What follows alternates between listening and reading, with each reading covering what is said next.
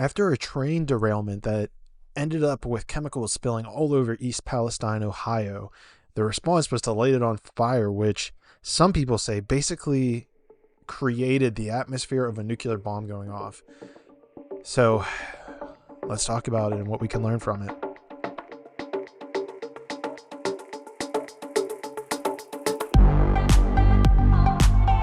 Traveling to consciousness, exploring spiritual journeys to find answers in uncertainty.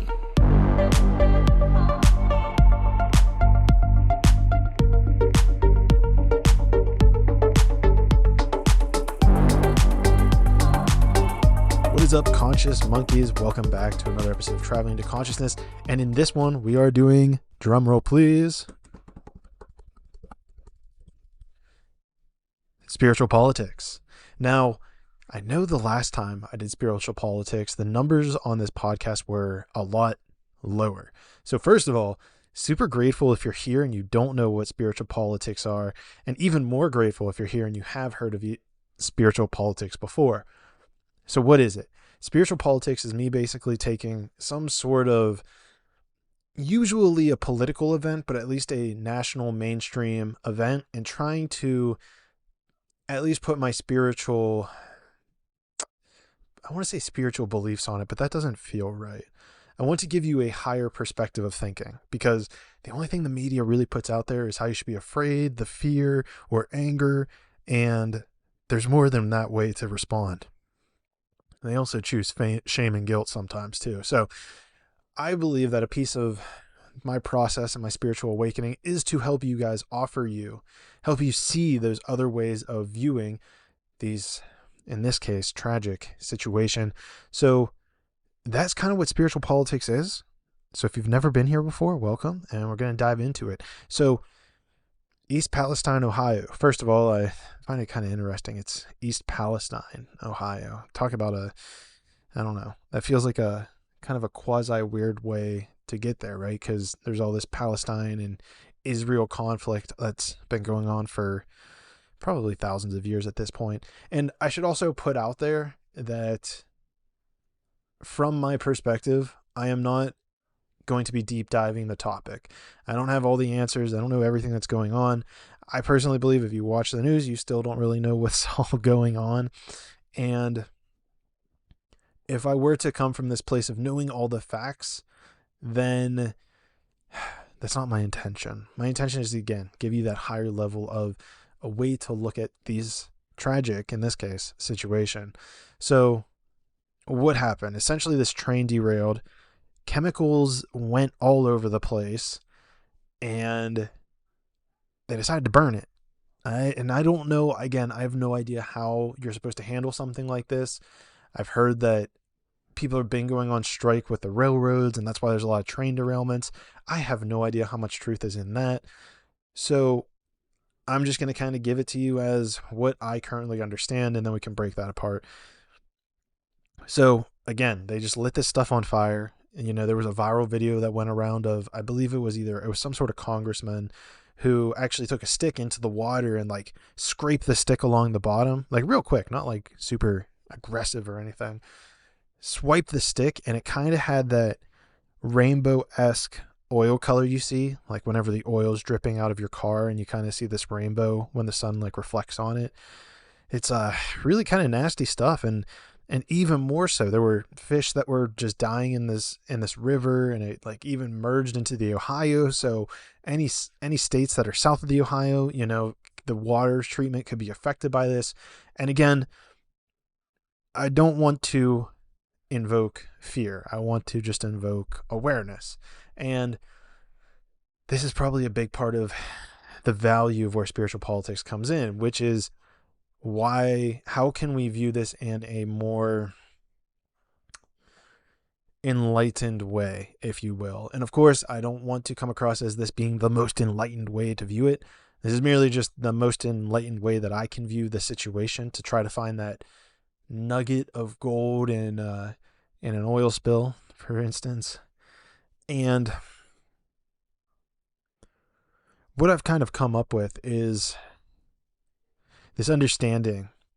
And this understanding involves the fact that This has gotten no political attention whatsoever. There's gotten no media coverage really whatsoever. And I know that I'm super late to this. I know this happened probably like 15 or 18 days ago. I have had other things, and I'm really just getting back to spiritual politics. I think it's something I'm going to try to get going a little bit more. I know people have asked for it before in the past. So let me get to it. I'm kind of teasing you guys a little bit here. And I think the crux of this is to realize to not place your trust and faith in the government, if you will, or really any sort of institutionalized authority outside of yourself, right? And the reason I'm kind of saying this is because it took responders so long to get to this. And I mean, I know there was people cleaning it up, and I know there were people on site, but even just from like a government perspective of, oh shit, we should probably try to clean these rivers, or like, we don't know what to do. And so my point is to try to take this and make this a responsibility effort on your behalf. Try to become responsible for the water you're putting in your body. Are you running it through a filter? I know I certainly wasn't before this, and I'm realizing that I think it's probably a piece of that. This is at least a piece of the way to look at it, is to take even more responsibility for the things that you're putting into your body. You can get super aggressive about this if you want, which would even be like planting your own tomatoes or onions or cabbage, if you will. I know it's not easy. I'm merely just suggesting the alternate viewpoint, as opposed to shame, fear, guilt. See it as an empowering. It's a lesson, or it's a event for you to empower yourself. Say, hey, I need to take more responsibility for the water, for the food, for literally anything that I'm putting into my body, whether it's vitamins. And now you might be saying to yourself, like, yeah, that's all great. I can filter my water, but I can't really filter my air. And I'm right on board with you there. I mean, nobody wants to, well, I don't really think anybody wanted to even just put the face mask on, let alone if you're going to put on like a whole apparatus, if you will, to completely encase your face in air. And I get that. So maybe there's even a deeper lesson here that I don't even have full awareness of. But I do want to at least offer the awareness that hopefully at some level, this is an empowering event. I know you can be mad at people. I know it's easy to get scared. I know that it's easy to get mad at the government, be angry that your government officials didn't do stuff faster, that's not getting public knowledge. And that's, again, where I encourage you to look within. Look where the power that you have in cleaning the water. Look at the power that you have in taking care of yourself, taking care of your body, taking care of the chemicals that you put in, whether it's water or food. So that's a big piece of the puzzle. And that's my big little bit, if you will, on the spiritual politics of East Palestine, Ohio. Let me know what you guys think. Drop a comment. You can shoot me a comment by going down to the link in the description and click on send a comment. I believe it'll take you to my contact page, and I will look at them. I can't promise I will reply to all of them, but I can for sure promise that I will look at it. And yeah, I would just like to encourage you, just if there's one thing you get out of this podcast, just really internalize that energy, the embodiment of aligning yourself, of not just aligning yourself, but taking responsibility for the alignment of yourself. Whether that's with the food you eat, the water you drink, with the thoughts that you think, you're in control. This is your show. So that's all I have for spiritual politics. Please, please, please leave a review. Please leave a rating. Please share this if you feel like you learned something. I mean, those are the best zero cost ways that you help the show. You help other people get enlightened. You invite in more conscious monkeys into the mix. And hopefully you're listening on the official Traveling to Consciousness app, which is on the Google and iOS Play stores.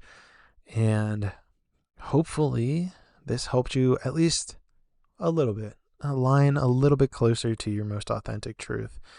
And if it didn't, I apologize. And you can tell me all about it when we see each other in the 6th dimension.